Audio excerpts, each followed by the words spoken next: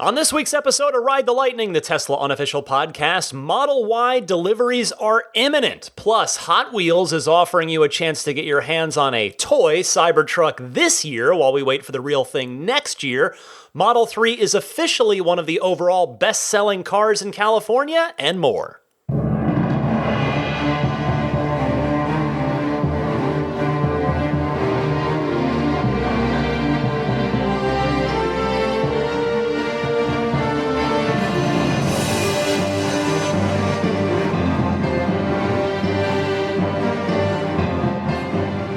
Howdy friends, Ryan McCaffrey with you for episode 239 of Ride the Lightning, the Tesla unofficial podcast. This one for March 1st, 2020.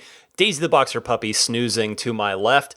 And it's been a good week. I've had a fun week, my first week back really fully in action because I was sick a couple weeks ago. Then I was traveling all last week, so had a really good week back kind of in the groove here, feeling good.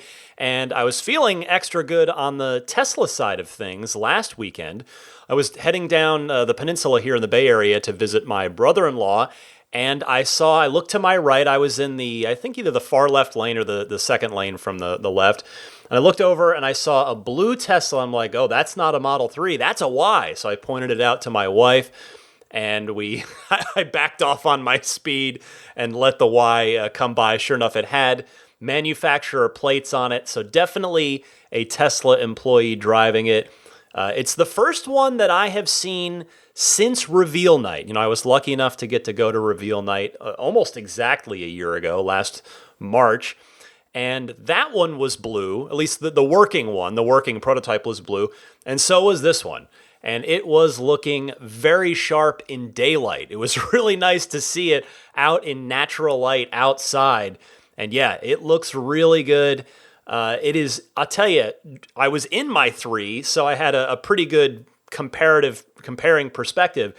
It is noticeably bigger than the Model 3. When you're alongside it, even kind of looking at it, but particularly when you're next to it, as I got to be on the freeway there for a little bit, it is definitely noticeably taller than the Model 3. And from the front, like after I ended up past it and looking at it in my rear view mirror, when you just look at it head on, this is the exact same thought I had at the Model Y event last year, it looks almost like a dead ringer for the Model 3 from the front, except just stretched up a little bit, stretched taller. So from the side, it's kind of, it's a little bit of a Model 3, but you gotta do a double take because of the hatchback. And then from the back, I would say, and my wife actually was the first one to note this, she thought it looked like a Model X and a Model 3 had a baby from the rear view of it. And I would absolutely concur with that. So sharp-looking car, was great to see it. It had, I'm not sure if it had the 21-inch Uber turbine wheels or the 20-inch dark induction wheels. I couldn't tell its speed, obviously, but either way, just seeing it on the road, they are going to sell millions of these things. It is a sharp-looking vehicle. It's going to do everything the Model 3 does, and it's got great range. It's got great cargo volume, comparatively speaking, with that hatchback and the individually folding seats in the second row. This is going to be a good vehicle. And speaking of Model Y, it is coming very, very soon, because not long after I spotted it on the freeway, but just a couple days later, early in the week, the email started going out to the first wave of customers who are being offered delivery. So the first wave is underway, and I want to thank a hat tip here to Jeff DeWolf, being the first person to give me a heads up on this. I heard from some other people as well. Jeff and everybody else who's gotten the email, congratulations on your imminent Model Y delivery. So this was the email that was sent out. It reads, "Congratulations, your Model Y is ready for delivery in March 2020. The next step for you is to confirm when you're able to take delivery so we can ensure the best experience possible. Once you confirm your availability, we'll send you an update in the coming days to notify you when you can log into your Tesla account and complete any remaining steps, such as financing or trade-in. Your Tesla advisor will be available to answer any additional questions you may have. We're excited to have Model Y join your home and be a part of your transition to sustainable energy. Welcome to the Tesla family, end quote. Well, I followed up with Jeff and asked him what he ordered, and he did order a performance model in blue with black interior. Now, as I looked more into this in the Tesla community, the anecdotal evidence suggested that, and this was very much expected, that all of the first deliveries would be performance models. Well, that sort of theory lasted a day or so, because then some people started posting, a number of people, enough to know that it was for real and not anybody just trying to pull the internet's leg, but just the non-performance all-wheel drive emails started going out as well. So they're going to have a pretty good first batch heading out, it seems. One thing that I think we can definitely say for sure, though, is that regardless of the motor configuration, the first deliveries are definitely all black interior orders thus far. And also an interesting data point here is that Jeff specifically ordered on October 27th, 2019, obviously well after the reveal last March. And if you're curious, well, is he just in California near the factory? No, Jeff is in Madison, Wisconsin, pretty darn far from California. And again, as I looked deeper into it in the community, many examples like Jeff's are popping up. People that ordered as recently as a month ago. There were some day one people in there. But yes, performance and some all-wheel drive, non-performance as well, but everybody black interior, and the deliveries, the first wave, scattered around the country. So that's good to see. It's not just all going to California, as we have seen with the first deliveries of Teslas in the past. So the lesson to take from this, if your interest is piqued now with the Model Y imminent, if you want one and thought, well, there's no way I'm going to get one because, I'd be way at the end of the line. If you go performance, you've got a pretty darn good chance of taking delivery very, very soon, even if you were to order today. And then if you order the regular all-wheel drive, you might still be in the mix as well, depending on how things go. I mean, I would imagine that the bulk of the reservations are for the long-range all-wheel drive, as well as the long-range rear-wheel drive, and those folks now have to decide whether to wait and see if that version gets made, or go ahead and upgrade to the all-wheel drive. But clearly Tesla is, which they said they were going to do, so this is not a surprise.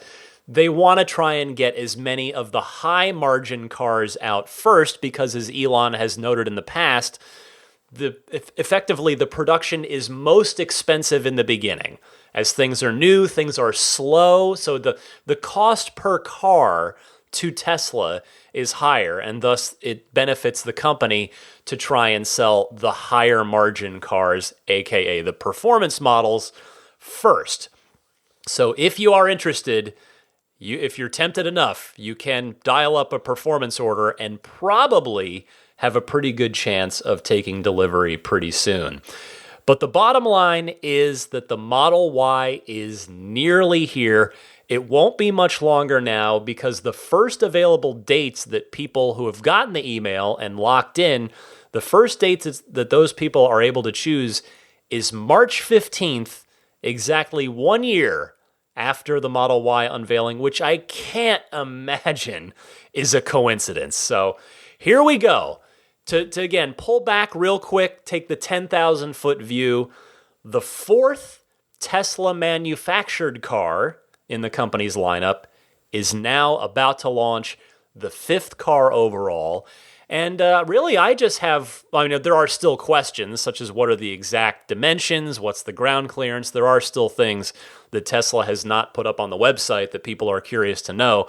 But as far as the next steps, the big question, I think, is Tesla history suggests that there will be a delivery event, a launch event.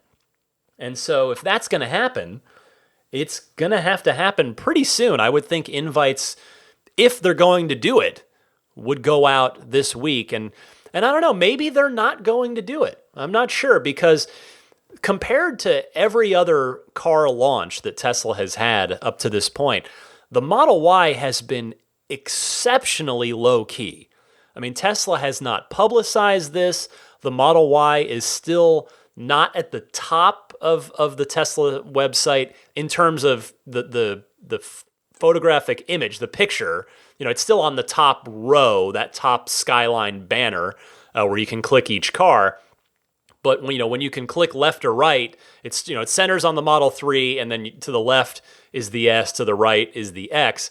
The Y is still not in that mix. It's still not sort of in the main carousel, if you will, of the homepage.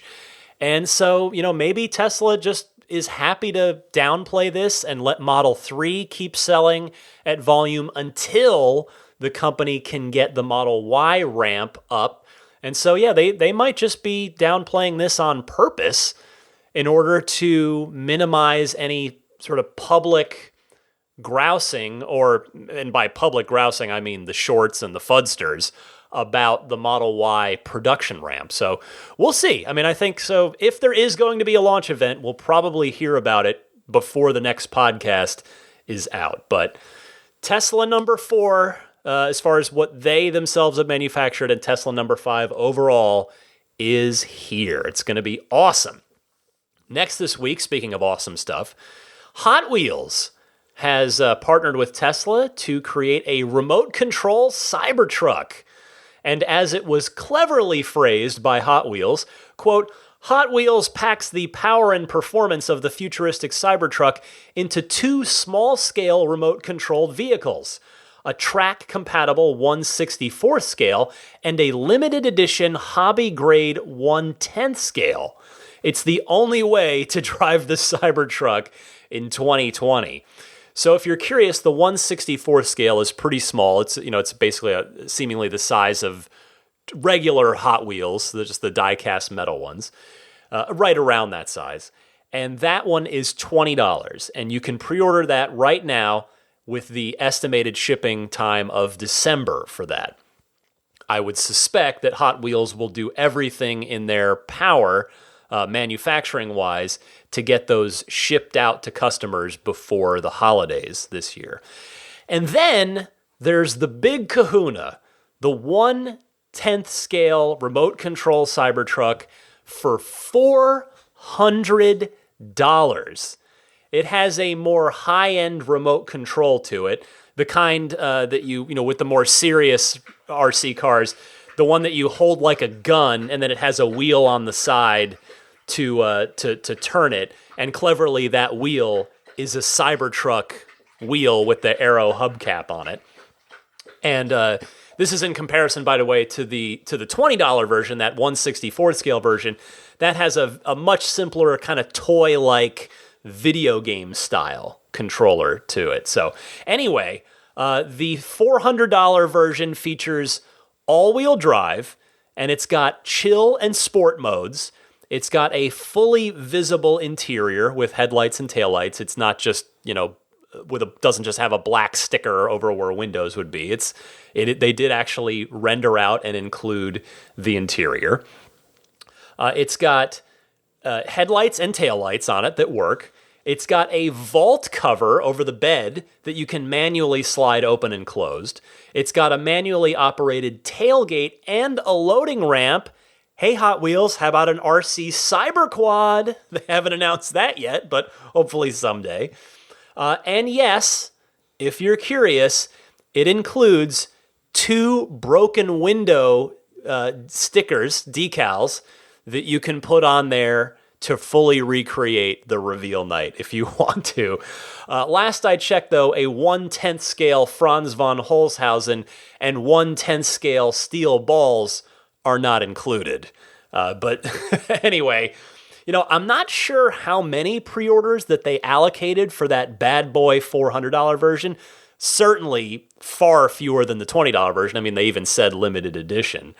But however many it was for the $400 version, that allotment sold out almost instantly. I mean, they were gone just like that. They were gone real quick. Now, if you want that, all you can do is join a wait list.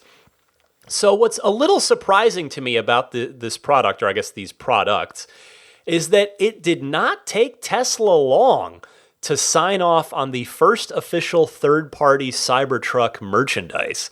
I mean, I'm sure they had a lot of companies banging on their door after that unveiling. I mean, I talked about it, about SEO and search terms, and how even this podcast, the metrics went up in the wake of the Cybertruck unveiling. I mean, it was huge for Tesla. It was they couldn't have purchased more publicity than that, than the Cybertruck gave them. So they probably had a lot of suitors coming to them with product ideas, licensing, merchandising ideas, and they said yes to Hot Wheels. And so those products are due out in December. And I will say now, I hope the official $250 Tesla 1/18th scale Cybertruck is in the works now as well. They have it for all the other vehicles. And if it happens to be a real thing, and when it is, if they happen to make the body out of actual stainless steel, then I would totally buy one. I know that's probably wishful thinking, but you never know. Anyway, though, even that little guy, that little $20 1/64 scale, would make a pretty cool gift for the Tesla fan in your life. So if that's you, start dropping hints to your family now. And if that's someone else in your life, I'd suggest getting your pre-order in ASAP in order to maximize your chance of getting it delivered before the holidays. And the website for that, if you're curious where to find it, it's mattelcreations.com. And Mattel is spelled Mattel, 2 T's, 1 L, mattelcreations.com.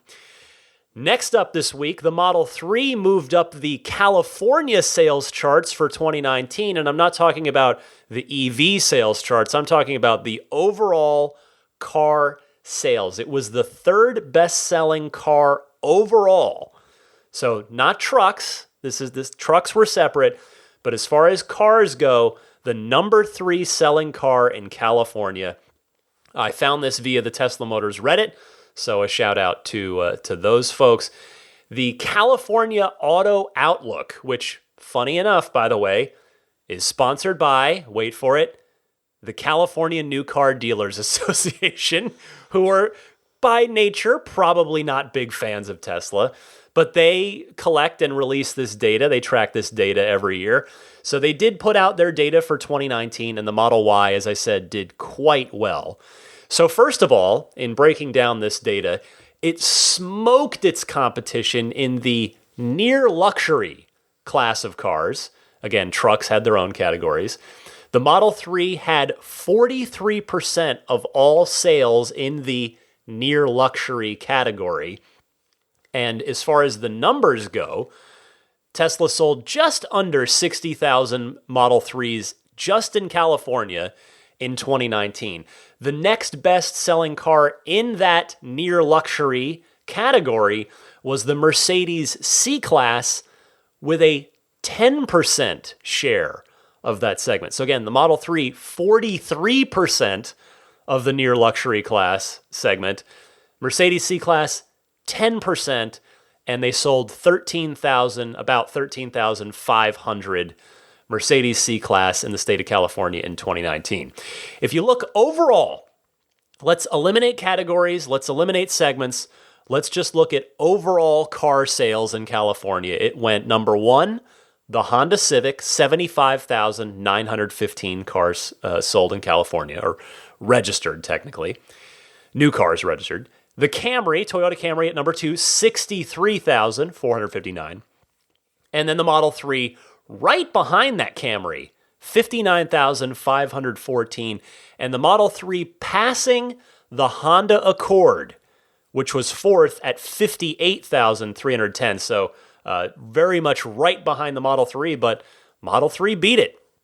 I mean, the Honda Accord has been just a staple for decades now. So the fact that the Model 3 overtook it is really, really impressive. And again, this is fantastic by any metric, but I was curious how this compared to 2018. I can't say last year anymore. I was curious how it compared to 2018, so I went and looked it up. Now, I was one of the new California Model 3 registrations in 2018, so I was happy to contribute there. But remember, too, that the production ramp really only kicked into high gear at Tesla around the middle of 2018, because that's when the ramp hit 5,000, and that's when Tesla then started doing the performance models and the dual motor all-wheel drive cars. So that said, that context stated, California in 2018, barely different. 51,293 Model 3s sold in California in 2018. And again, it was 59,000. So 59,000 this year, or excuse me, here I go. 59,000 in 2019, 51,000 and change in 2018, which tells me that a lot more cars, relatively speaking, went to California in 2018 during that initial production ramp, and a larger percentage of cars went elsewhere in 2019, which is a good thing, by the way. But the top three in 2018 was, again, the Civic at number one, about 80,000. Number two, the Camry, a good bit behind at 61,500. And number three was the Accord in 2018, 59,500. And the Model 3 in 2018 in fourth place in the state of California with that 51,000. So it moved up quite a bit relative to the Accord year over year. So really, really good stuff there. If you want to look ahead to 2020, the Model Y is, I think, likely to go. I was looking at all the categories that this chart breaks down. I think the Y is probably going to go into the luxury compact SUV category. The cars in that list now are the Mercedes GL C-Class, the Lexus NX, the BMW X3, the Audi Q5, and the Acura RDX. The Model X is in the next category up, if you're curious, and that's the luxury midsize SUV. And the top of the luxury compact SUV category, I think, should be pretty easy for the Model Y to grab. The number one vehicle there, the Mercedes, has about 16,000 California registrations in 2019. I think the Y can get there, quite possibly even this year at the beginning of its production ramp. We'll see about that. I think the real competition for the Y would be in the compact non-luxury SUV class, because that was headed by the Toyota RAV4 at 55,760 units sold. So that's, the Model 3 beat that. We'll see once the Model Y ramps up if it can do the same. And even if they're not competing in the same segment there, it'll be interesting to see how both the RAV4, all three, how the RAV4 and the Y stack up, and how the 3 and the Y stack up, because it is possible that the Y could cannibalize a bit of Model 3 sales. That's going to be an interesting thing to watch.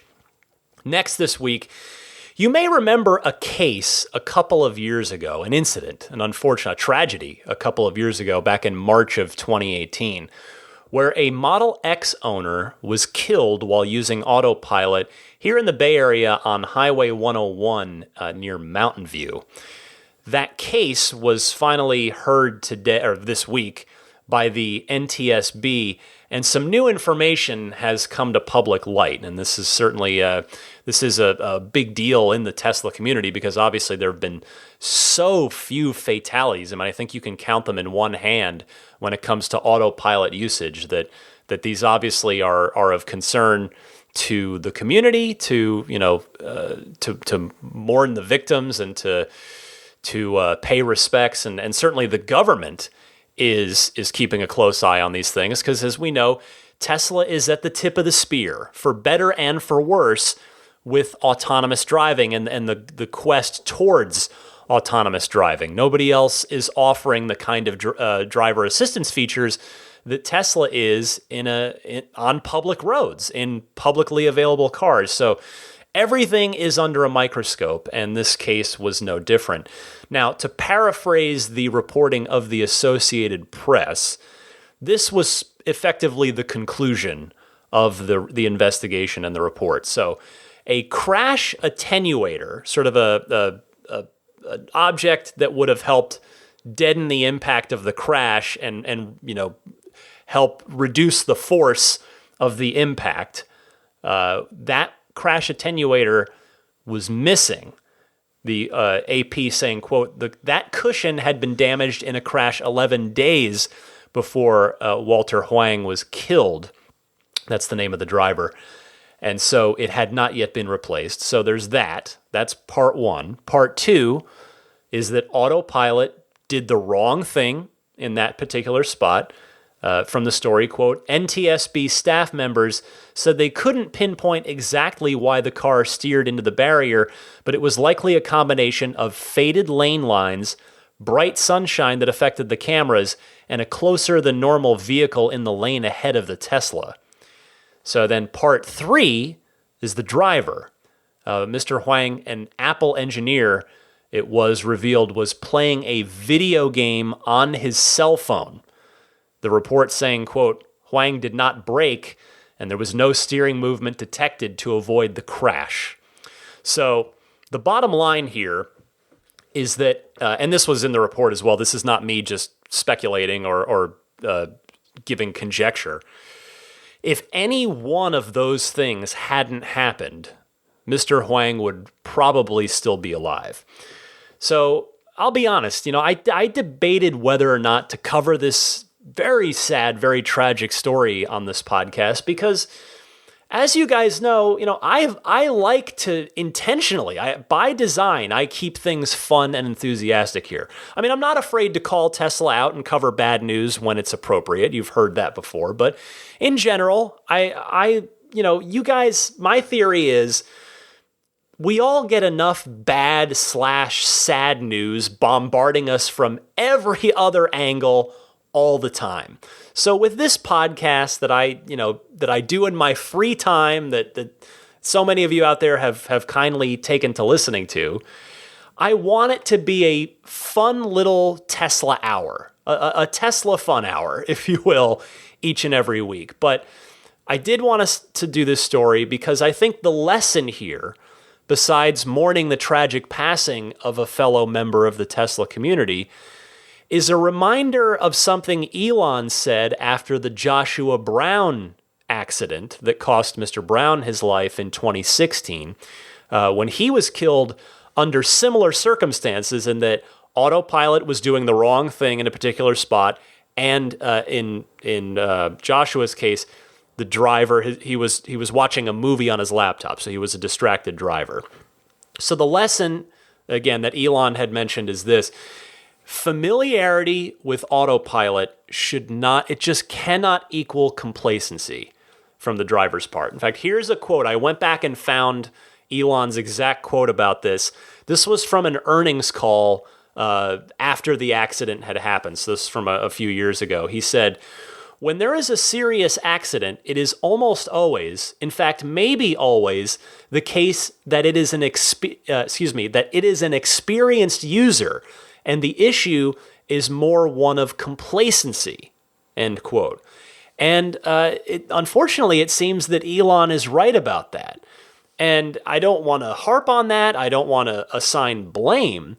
But what I want to say to this is as follows. It's important to remember what the autopilot system is good at and isn't good at.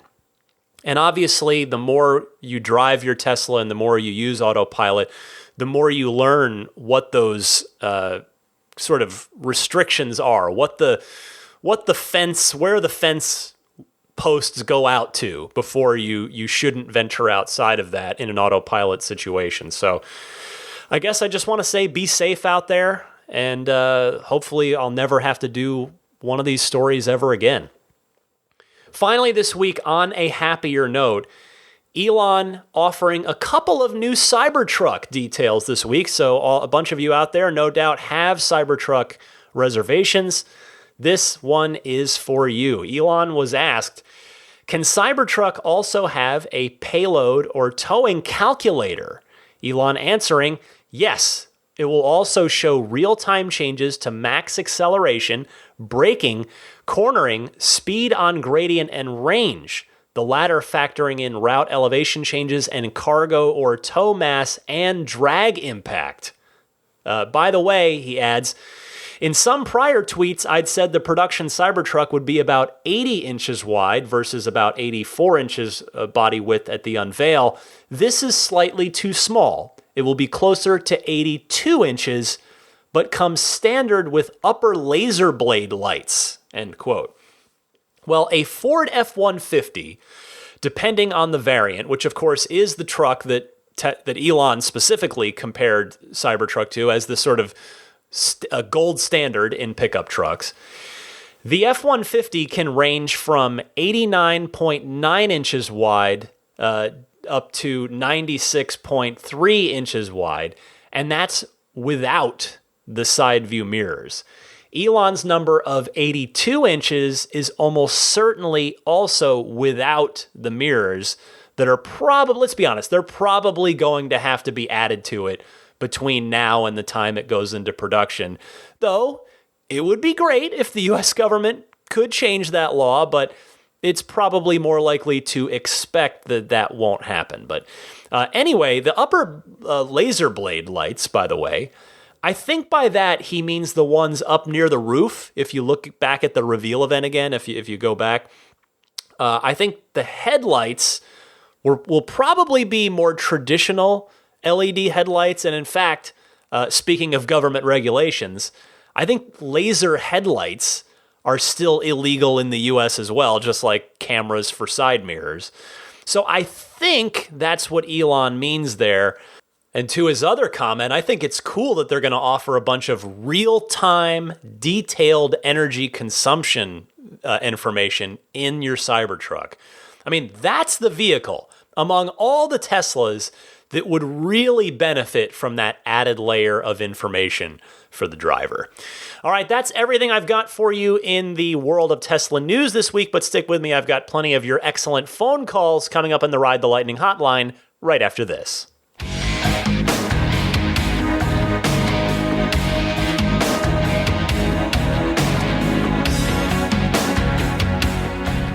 Welcome to your part of the show, the Ride the Lightning hotline, where you can call in anytime with your Tesla questions, comments, and discussion topics, and we'll talk about them right here. If you'd like to participate, there are two easy ways to do so. Either record your question on your smartphone's built-in voice recording software and send that file to me at teslapodcast@gmail.com. Please keep your question to a minute and a half or less, 90 seconds or less. I really appreciate it. That way I can get to as many people as possible each week. Or you can call and dial and leave a message on the Ride the Lightning hotline. That toll-free number is 1-888-989-8752. Again, that's 1-888-989-TSLA. Same thing, minute and a half or less on the call, if you please. And by the way, if you know someone special with an upcoming birthday, anniversary, graduation, or some other special occasion, you can give them a unique gift of recorded voices from friends and family telling them why they're special. The recordings can be podcasted or put onto a keepsake. Visit lifeonrecord.com to learn more. Let me kick it off with Martin in Scotland. Go ahead, Martin. Hi there, Ryan. Martin here from Ayrshire in Scotland. I love the podcast. It's really interesting and informative. I recently test drove my first Tesla, a Model 3 Performance, while on a long weekend trip to Edinburgh. I absolutely loved it. It was easily the best car I've ever driven, and I was sold straight away. I'm planning on ordering a long-range all-wheel drive, but I'm undecided about the interior. I have only seen the white interior in person, as it was in both the showroom model and the test drive car, and even though I hadn't previously considered it, I loved the look. My main concern, however, is the durability and upkeep of it, as I have a son who's just turning 2 years old. Just wondered how you've found it with your family and Daisy. How often do you have to clean it, and is it easy to maintain? One of the reasons I think I like the white interior is the white dashboard strip, as I'm not sure about the wood one I've seen in the pictures of the black interior. Although I hear you can have them wrapped. Have you had any of the interior of your car wrapped at all? All the best to you and your family. I look forward to many more excellent podcasts ahead. Thank you. Hi, Martin. Thank you very much for your call. Well, the upkeep and durability of the white interior is a common question, but a valid one, so I'm happy to speak to it from time to time. At least my opinion here. The short answer is that durability, not a concern, but yes, I would say that there is more upkeep to do with it than with the black interior. Thankfully, I think that upkeep is pretty easy. You just wipe it down every month or so, maybe a bit more if you've got a 2-year-old. Although I imagine being 2, probably in a car seat, and that car seat's probably also sitting on top of a car seat protector to help keep dirt and food and kid grime off of the seat itself. But anyway, yes, the white will show dirt more easily and little crumbs and stuff, obviously. But in my humble opinion, it's worth the trade-off for what I find to be the striking, beautiful look of the white seats. Believe me, I don't blame anyone who doesn't want to be bothered and would rather just have black and not have to worry about it. But for me, I have zero regrets about the white seats. I would choose them again in a heartbeat. Thank you very much for your call, Martin.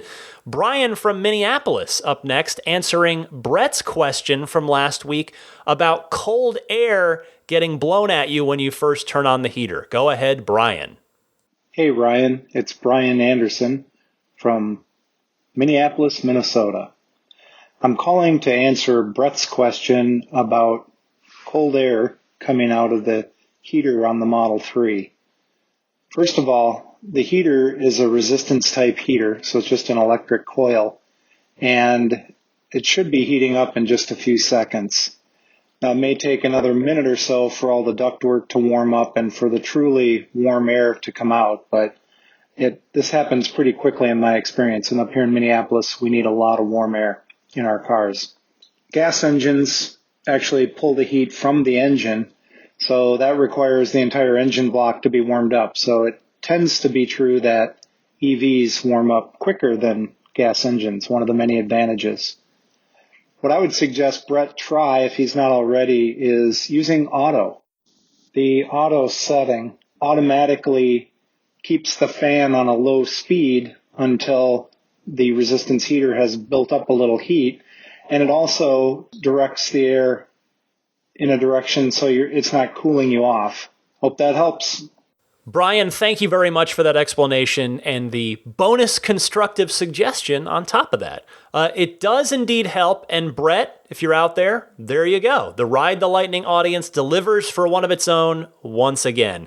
I want to shout out also Russell from New South Wales, Ryan from Denver, and Chris from Chicago, who all called in about this very topic as well. Love it when people help each other. It's awesome. Brian from Los Angeles is up next, and he's got a little trouble helping a friend get into a Tesla. Go ahead, Brian. Yo, Brian from LA. I love the show, day one listener. I'm calling because my buddy Benny just got out of a BMW lease, and I totally convinced him to get a Model 3 over the last 2 months. He did put in the order, and it's a huge change for him as he would be buying, not leasing, and he's switching to electric, obviously. He's ready for delivery, but is getting cold feet. He said he went into a Tesla store and was shrugged off. Maybe it was a non-commissioned employee working little to give him a test drive or sell the sale or the various features. Now he's thinking how nice it would be to go back to a BMW and have cooled seats and a heads-up display. I explained to him that autopilot and a bunch of other features he's never had will more than make up for this, and I'm having trouble getting him over the finish line. What more can I do to sell him this incredible vehicle? It's upsetting that there's not a better new customer buying experience. Is there a gap between motivated factory employees and sales store staff? Anyway, thanks for your consideration. Great show as always. Take care. Brian, thank you for your call, and I am happy to try and help here. So the number one thing is just a test drive. It's unfortunate that he had a bad experience at that Tesla store. I mean, they're not on commission anywhere. So whoever he couldn't get the attention of was either having a bad day or just not doing their job well. But if you've got a Tesla yourself, and it sounds like you do, I would absolutely suggest taking him out in your car. Alternatively, You could try and arrange a test drive for him yourself by going to tesla.com/drive and fill out the form there. Finally, I want to just end on one other note. Some people just might still prefer another brand, whatever their reason. One drive in a Tesla tends to win a lot of people over, but not everybody. If he just likes how BMWs handle or how they sound or how the interior feels, hey, that's perfectly reasonable, and hopefully he'll enjoy his next car, even if it's not a Tesla. Let me go to Jay in Hickory, North Carolina up next. Jay, you're on the air. Hey, Ryan. Jay from Hickory, North Carolina, calling in, second-time caller. So I've got my Cybertruck pre-ordered, and we're now in that 2 long, grueling year wait until, they start delivering them.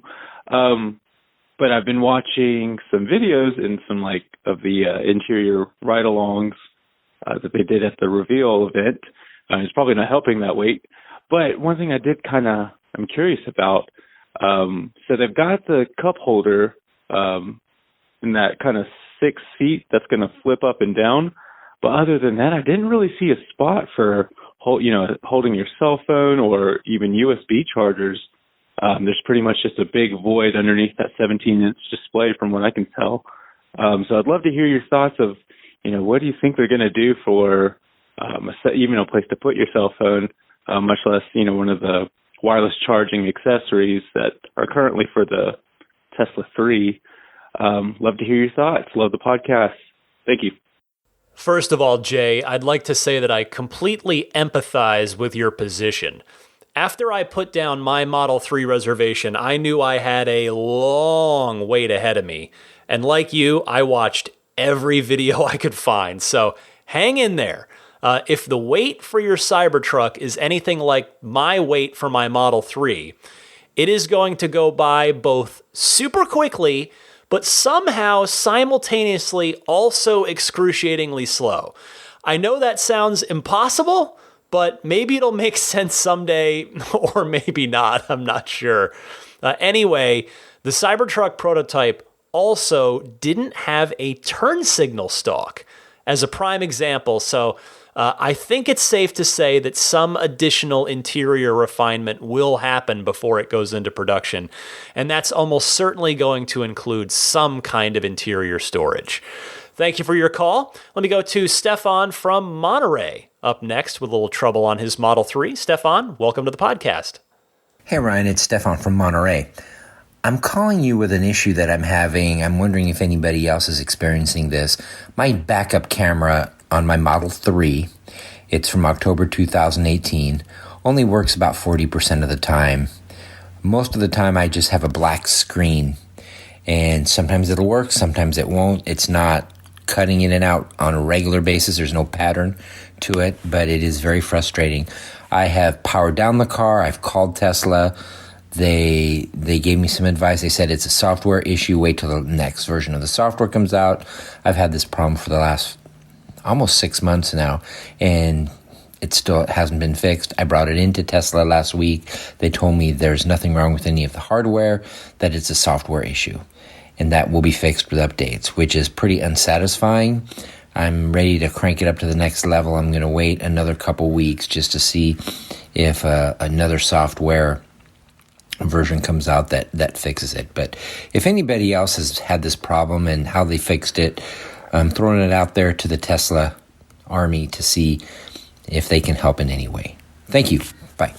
Hi, Stefan. I am sorry to hear about this. I had a day, one day a while back where my backup camera, it just didn't want to work.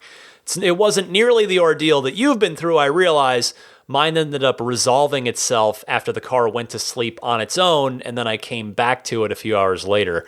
But when that happened to me, a friend from a service center reached out after he heard me talk about it on the podcast, and this is what he told me about it, and I did get his permission to mention this.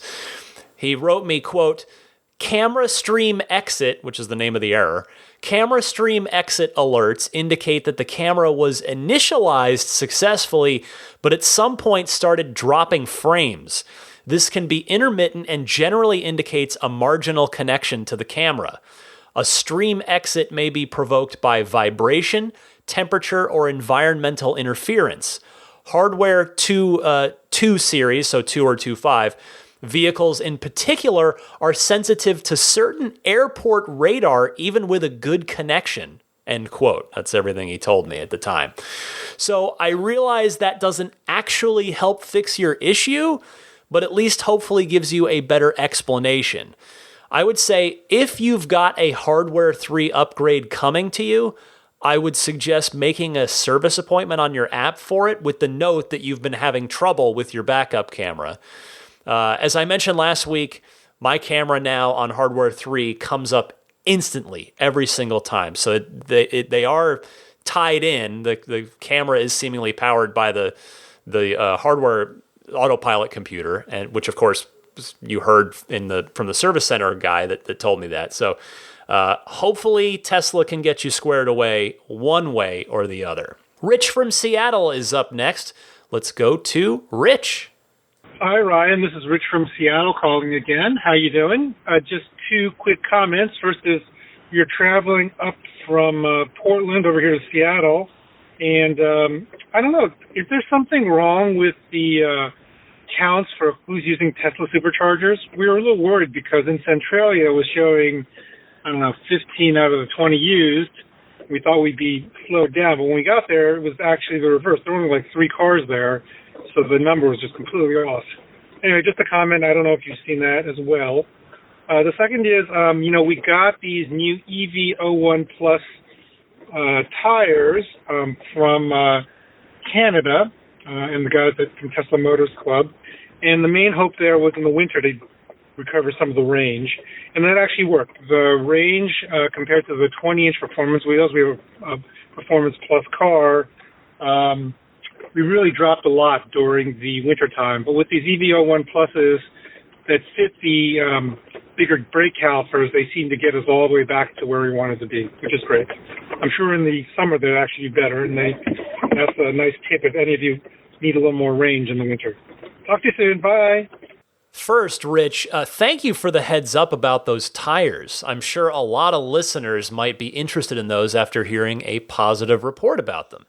As for Supercharger stall availability, the reports in the car are definitely not updated in real time. There is a delay. It's nice that it worked out in your favor there. In my experience, it's usually been the opposite. It'll show that there's a stall or 2 open when I'm on my way, but then when I actually get there, it's totally full. Or worse, and this happened to me on my Arizona road trip over the holidays, it shows available stalls, but it turns out that those available stalls are broken stalls and the rest of the working ones are totally full. So anyway, the in-car report is really, I think, best thought of more as a guideline in my humble opinion than an actual live up to the second accurate reading of what's going on at the Supercharger. Todd from Cleveland, you are on the air next. Hey, Ryan, it's Todd in Cleveland. I've got a tip and a little bit of warning for fellow Tesla owners in northern climates or cooled places. First, my tip, I started getting an error in my car. It was a dreaded putting your car into low power mode. And I couldn't get my car in for about a week into service. So during the time before I could get my car in, I started using the report bug function through the audio control. So anytime I saw the error and my car was in low power mode, I just hold the button down and say report bug. I get the little thumbs up on my screen. And the service department actually started texting me before my appointment with some questions for me, and is already starting to diagnose the issue. So when I got my car in there, they confirmed that that information is very valuable for them. So I would highly encourage anybody who's got some time delay before they can get their car in, if you're getting errors in your car, to use that report bug function. Now the warning. So the cause of my issue was a little rodent who was looking to escape the cold and gotten into my garage, and that warm battery under my car was about the warmest thing in the garage in the middle of the night when it was charging. Made a little house in my car and chewed a tiny hole in the coolant line for my battery. So it's a $17 part, but a very expensive repair. So I would encourage all of you in cold areas to take proper precaution when you're dealing with little rodents and protect yourself from that, so you don't go through the same thing I did. So thanks for all you do. I love your podcast, and we'll talk to you soon. Todd, that is a crazy story. I have heard of cars that have sat for a long time having rodent issues. In fact, back in my DeLorean days, I have read more than one tale of a DeLorean just sitting idle in a garage or a barn for many years and having rodents take up residence in the bowels of the car and causing issues. But a new car that's getting used on a regular basis, that's a new one for me. I appreciate you sharing this story so that others might learn from your unfortunate experience here. And thanks for the tip as well. I think that's definitely useful for anyone with an issue and an upcoming appointment. Let me go to Marco in Louisville, Kentucky up next with a couple of feature requests. Go ahead, Marco.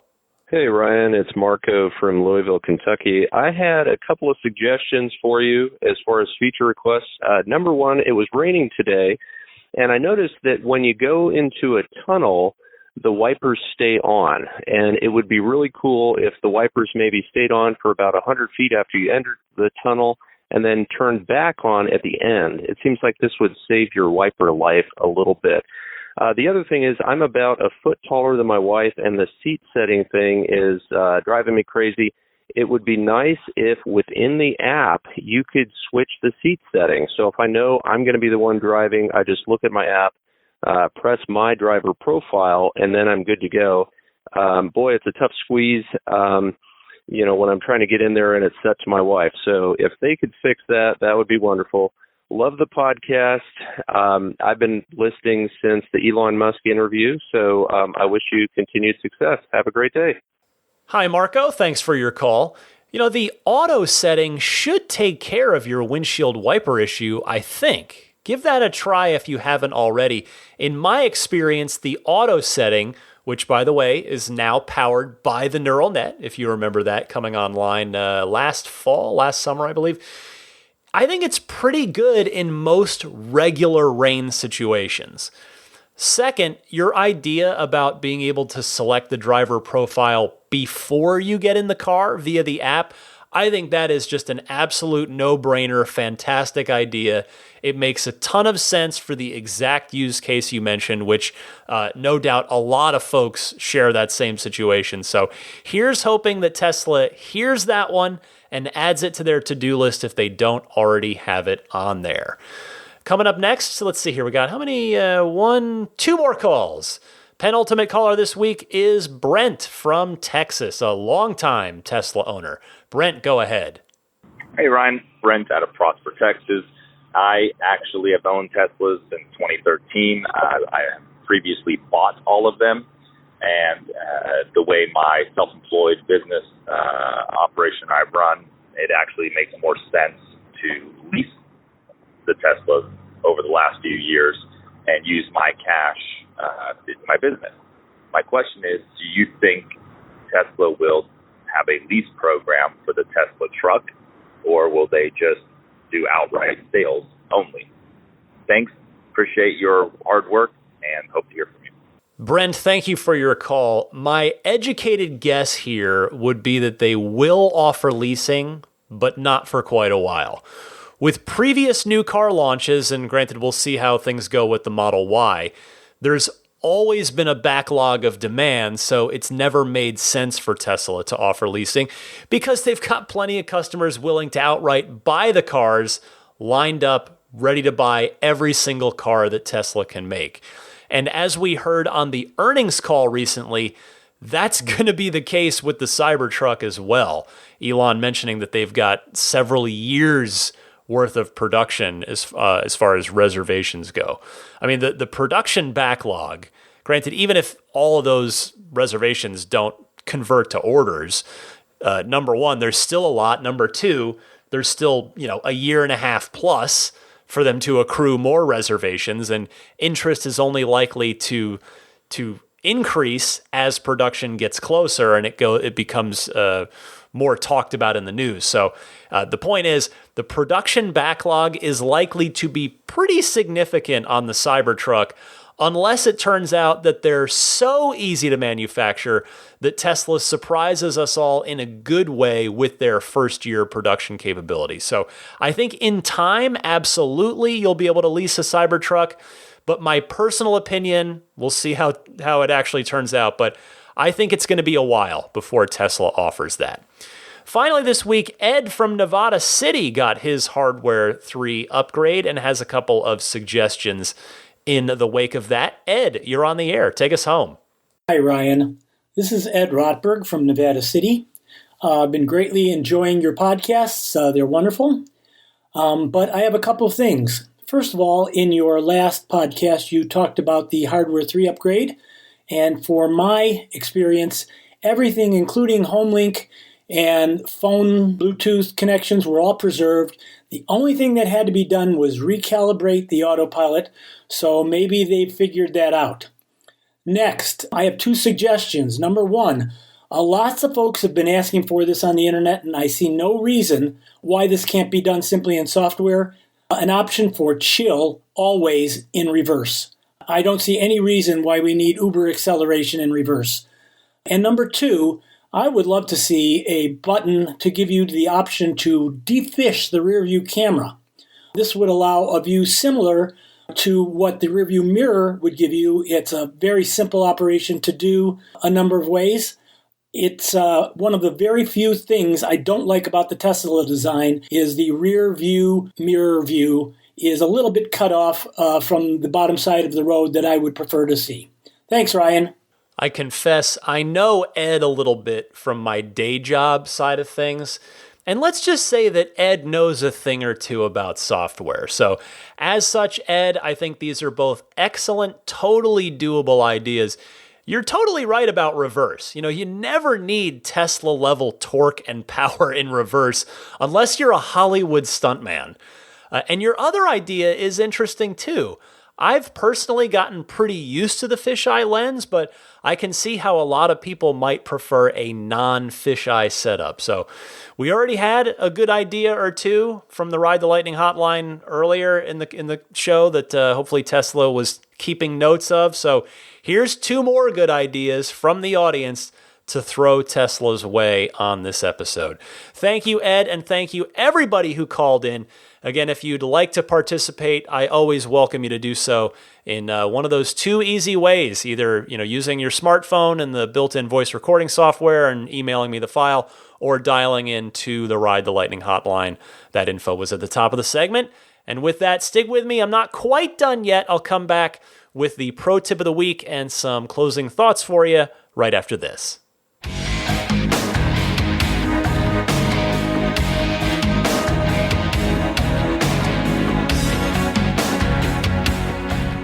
I know I say this all the time, but it felt really good to clean my car last weekend.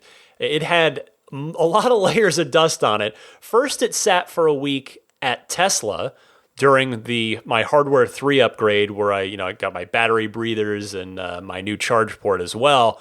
And then it sat for another week right after that at the airport while I was away traveling. So it was very, very thickly coated. Felt good to get it all cleaned up and get it out on the road. But really, I guess the only thing of note I would mention this week, I went and got my real ID at the DMV. So I know that's not Tesla related per se, although, you need a driver's license to use to operate your Tesla. But say that only because, just a friendly reminder, you might want to get your real ID taken care of sooner rather than later, because I imagine that DMVs are going to get extra crazy as that October 1st deadline approaches, where you need that real ID to travel. So I had made my appointment 3 months in advance. Granted, this is California. Other states and DMVs might not be as insane, but I made my appointment 3 months ahead of time and got in there today. It still took an hour and a half, even with an appointment, although it wasn't too bad. It was they kind of kept me moving from station to station doing what I needed to do. But get your real ID so that you don't have to worry about it come the fall. All right, your pro tip of the week comes from Maturshan in Toronto about the web browser in your Model 3. Go ahead, Maturshan. Hey Ryan, this is Maturshan from Toronto again, and I have a really nice little tip for you. You can actually go full screen with your web browser in your Model 3. There's a little trick to it. So what you got to do is first you got to go into your YouTube app, and then you click on your profile on the top right corner, and then you click on Manage Account, and it will take you to a screen with 9 dots on the top right corner again, right beside your profile picture. You click on that and it will give you a platter full of apps, and in one of them it says Google Search.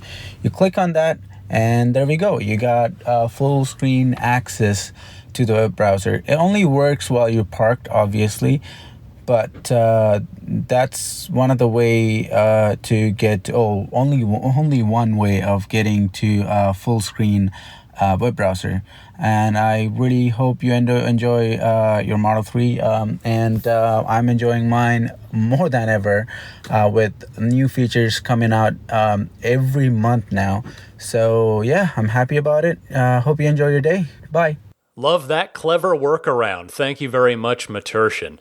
All right, before I go, want to mention some friends of the podcast. First, abstractocean.com. If you need a center console wrap kit, you want to change the look of that glossy, fingerprint, and scratch-prone center console on your Model 3. There's all kinds of cool styles and patterns you can choose from over at Abstract Ocean. They've got tempered glass screen protectors custom fitted for the Model 3. They've got the cool TESLA letters for the back of your Model 3 if you want to do that instead of the Tesla T logo. All kinds of neat stuff, plus all their great lighting accessories, which is kind of what they made their name on.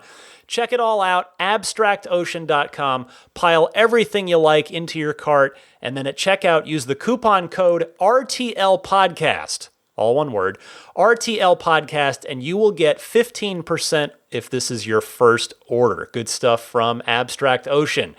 Meanwhile, Immaculate Reflections currently offering $100 off any ceramic coating package for listeners of this podcast, or $100 off any partial paint protection film package. That's a lot of alliteration, sorry. Or if you if you decide to go full body paint protection film, they'll give you $250 off by virtue of being a listener of this podcast. You can get in touch with Jeff at his website, irdetailing.com, and see more of his work and learn more at that website. Meanwhile, puretesla.com/RTL, that's your one-stop shop for your dashcam/Sentry mode needs. 128 gig kit, turnkey kit. You just take it right out of the package when they mail it to you, plug it straight into your car, and it's good to go. The 128 gig kit is $49.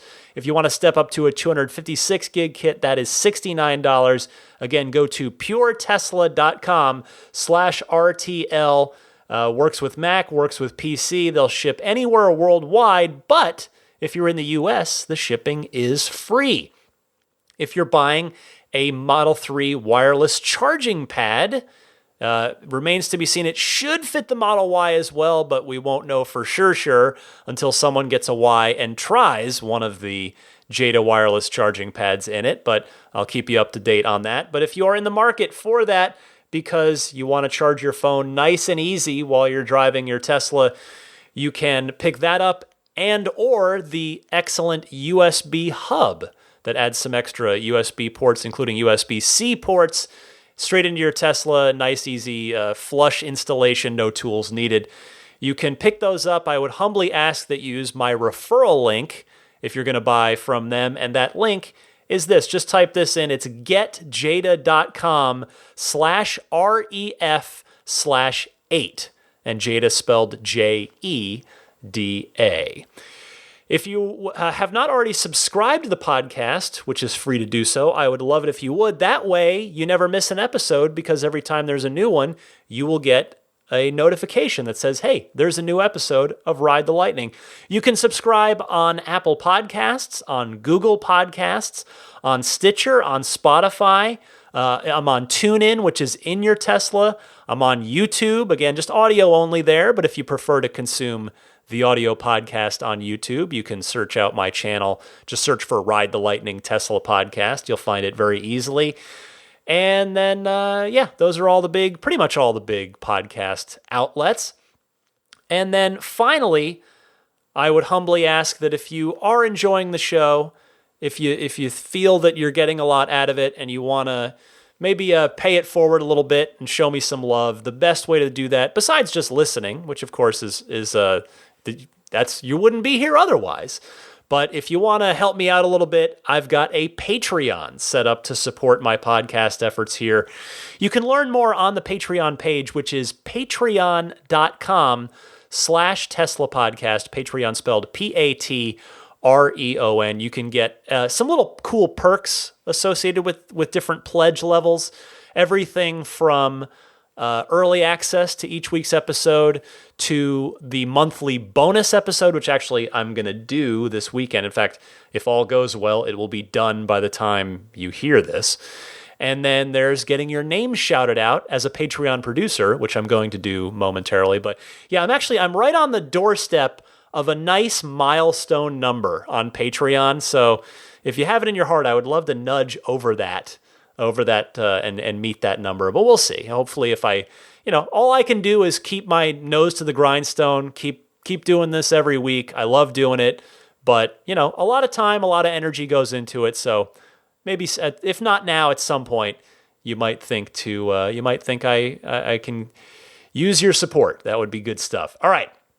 Those Patreon producers, let me thank them. They are wonderful people. Pete White, Wolfgang Obergen, George Cassiopo, David Brander, Jonathan Wales, Alexi Heft, Logan Willis, Michael Lester, Robert Miracle, Jason Chalukas, Joe Edgel, Tim Hyde, Lars Hoffman, Lawton from Chicago, Peter Chalet, Rome Strack, David Vakil, Ulrich Lassa, Luke A., Eric Randolph, David Nondahl, Jerry and Mary Smith, Brian Hope, Bill Royko, Lyle Austin, Joel Sapp, Dorian Steve Guberman, Michael Waddle, Daniel Grummer, Jeremy, Tesla Owners Taiwan, Jeremy Harris, Rob Brewer, Ron Lee, Chris Konesnik, John Cody, Matthew Wright, Aaron Appleby, Charlie Gillespie, Kaz Barnes, Neil Weaver, David Perella, Sunil Joseph, Dennis Peak, Scott Gillis, Will Stedman, Evie Tricity UK, Stig Mickey Jensen, Jeff Angwin, Chase Cabanillas, Richard Folkers, Matt Kalin, Trenton from Myrtle Beach, Lisa Kaz, the Lydia family, Michael Regal, Mark Eversole, Ish, and John Scarpacci. Thank you all so much. And I leave you with a very sweet note to a birthday wish. I don't want to necessarily get in the habit of doing these, but this was a very sweet call. I can't resist this. Nick in Portland has the honor of taking us out this week. So thank you all so much. Happy electric motoring, and I'll see you back here next week.